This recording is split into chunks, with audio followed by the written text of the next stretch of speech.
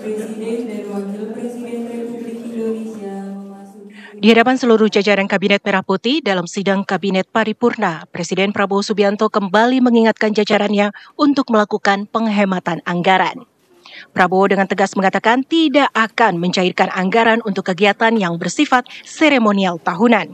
Menurut Prabowo, kegiatan seremonial tetap bisa dilaksanakan dengan cara sederhana yang pesertanya bisa disesuaikan. Prabowo mengatakan langkah ini bisa menghemat anggaran hingga 20 triliun rupiah yang akan dialokasikan untuk program kesejahteraan rakyat dan pendidikan. Saya tegaskan kembali bahwa hal-hal di luar itu yang bersifat seremoni, upacara, merayakan ulang tahun ini, ulang tahun itu, hari ini, hari itu, kita tidak anggarkan. Perayaan sejarah, perayaan ulang tahun laksanakan secara sederhana di kantor, di ruangan. Kalau perlu yang hadir hanya 15 orang, sisanya di Vikonken. Kita bisa menghemat 20 triliun lebih. Kalau kita hitung 20 triliun, berapa puluh ribu sekolah, gedung sekolah bisa kita perbaiki. Saya minta loyalitas semua menteri, semua kepala badan untuk patuh dalam hal ini. Prabowo juga menyatakan anggaran perjalanan dinas para menteri dan pejabat di Kabinet Merah Putih dipotong setengahnya untuk penghematan anggaran. Hasil pemangkasan anggaran perjalanan dinas dapat dialokasikan untuk pembangunan infrastruktur. Dari Jakarta, tim TV One mengabarkan.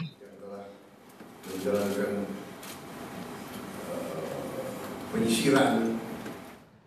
Ya, saya ingin ke Mas Wisnu. Tadi kan kita sudah berbicara soal dampak terhadap kementerian dan lembaga. Nah, kalau kita berbicara ada alokasi transfer ke daerah juga di situ 50,59 triliun yang juga akan diefisiensi ini akan juga berdampak pada pemerintah daerah. Nah, Anda melihat seperti apa? Jadi filosofi dari transfer dana daerah itu kan adalah untuk menolong kabupaten, terutama kabupaten atau kota yang tertinggal, yang daerahnya miskin banyak, penduduknya miskin banyak, ya, infrastrukturnya sangat minim. Nah, tentu saja dengan adanya pemangkasan ini ya mau tidak mau itu pasti terpengaruh. Infrastruktur bisa jadi tidak jalan, irigasi bisa tidak jalan juga. Nah, ini tentu saja langkah-langkah yang harus diantisipasi oleh pemerintah pusat. Jadi kalau ada pemangkasan dana transfer ke daerah, berarti harus ada kompensasi alokasi dari kementerian lain untuk menunjang daerah-daerah tertinggal itu. Misalnya Kementerian Pekerjaan Umum bisa menolong daerah-daerah tersebut yang kena pangkas agar program kemiskinannya tidak terdampak gitu, atau infrastruktur yang sangat dibutuhkan juga tidak terdampak, misalnya penyediaan air bersih gitu kan, itu kan nggak boleh terganggu gitu. Karena sedangkan kementeriannya juga dipangkas juga nih. Iya, nah itu dia. Jadi ini memang seni dari pemimpinnya Pak Prabowo, bagaimana dia mengarahkan menterinya untuk benar-benar memprioritaskan rakyat miskin.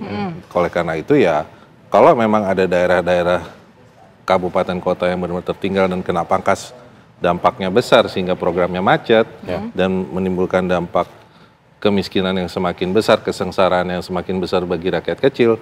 Nah, disitulah pemerintah harus intervensi juga, gitu ya, dengan dana yang terbatas. Nah, itu seninya. Tapi Mas Wisnu sendiri melihat potensi dampaknya ini ke pelayanan publik nggak kira-kira? Iya, dampaknya tidak hanya infrastruktur, tapi pelayanan publik.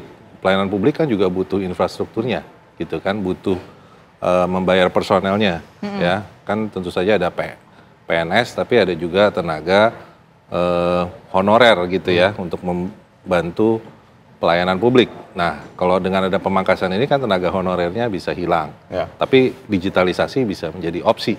Tapi masalahnya digitalisasi juga membutuhkan investasi awal yang sangat tinggi dalam hal infrastruktur IT, infrastruktur internet. Jadi ini benar-benar serba terbatas. Tapi ya pemerintah, itu tugasnya pemerintah untuk mencari dari berbagai macam keterbatasan itu, memilih kebijakan yang benar-benar pro rakyat miskin di daerah yang paling tertinggal. Baik, saya ingin ke Mas Dede. Mas Dede, ini bagaimana sebetulnya nantinya mekanisme efisiensi baik itu di kementerian lembaga maupun di daerah-daerah? Karena ada batas waktu yang juga harus diberikan oleh kementerian lembaga dan daerah ini ke Kementerian Keuangan kan?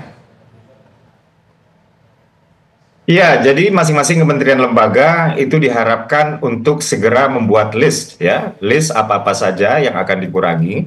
Dan ini kaitannya dengan tadi sudah betul ya, kalau kita berbicara soal kegiatan itu adalah perjalanan dinas, itu adalah acara-acara seremonial, itu adalah FGD yang kemudian outputnya dianggap tidak terlalu dibutuhkan di dalam proses untuk mencapai tujuan dari masing-masing KL atau kementerian gitu. Nah, kalau item-item ini misalnya ini ada belanja operasional perkantoran atau ATK ya, atau misalnya ada belanja pemeliharaan, atau ada misalnya di sini bantuan pemerintah, atau misalnya di sini adalah peralatan dan mesin, kurang lebih sih seperti itu ya. Jadi di dalam prosesnya mereka melist down dulu para kementerian dan lembaga ini untuk kemudian pemerintah membahasnya ke DPR. Artinya DPR juga di sini akan terlibat di dalam ya mensinkronisasikan anggaran-anggaran apa saja yang akan katakanlah dikurangi ya, anggaran operasional apa saja yang dikurangi, item-item barang apa yang dikurangi, untuk kemudian dimasukkan ke